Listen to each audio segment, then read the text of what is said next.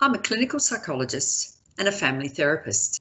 That means I work with children and families who, for whatever reason, are finding life quite difficult. They might be very sad, they might be very angry, they might be getting on well with each other. When people don't get on well with each other, then they often feel pretty sad and angry too. So my job is to help children and their families to be happier together and happier in themselves. Right now, it's not easy to be particularly happy. Some people find being shut at home okay. They quite like the peace.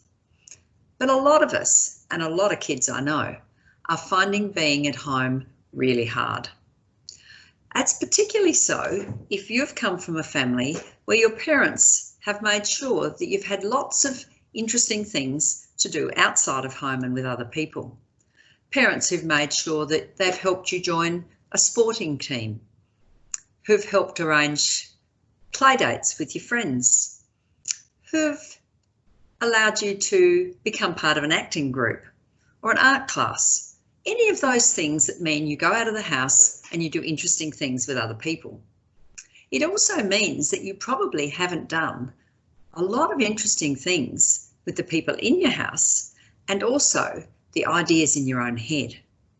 And now that we can't go out and we can't spend time with other people, it's time to look at other ways we can enjoy life a bit more, rather than just feel sad and angry about the things we can't do.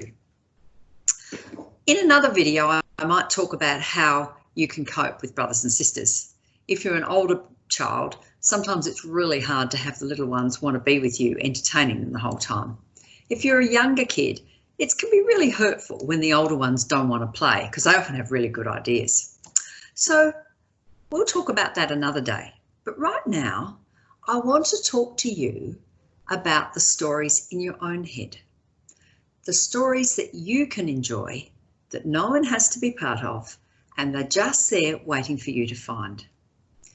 Those are the stories that have allowed people like J.K. Rowling, who wrote Harry Potter, it allowed her to have wonderful ideas about things that maybe could never happen in the real world, but nothing is impossible in the world in your head.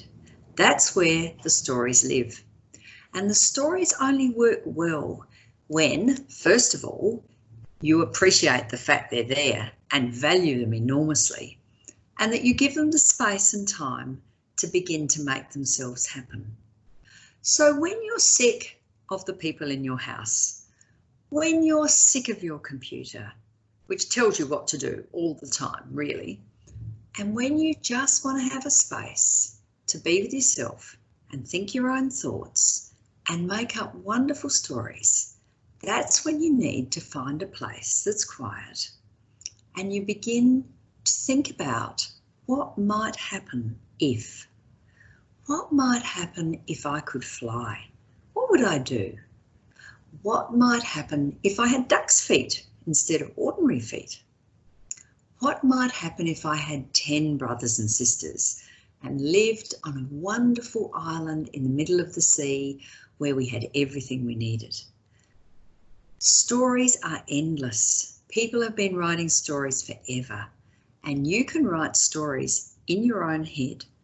You can just go there and imagine them, or you can put your stories on paper, and then you might want to draw pictures to go with them, and then you might want to share them with other people. But the stories in our head are free. They can entertain us for a very long time, and they're just ours. We can make them look exactly what we want.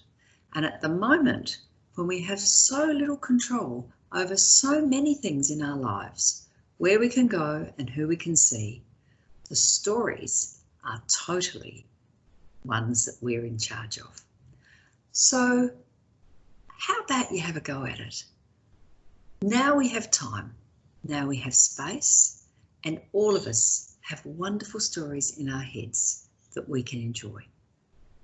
Thank you for listening, and I hope you find some excellent stories.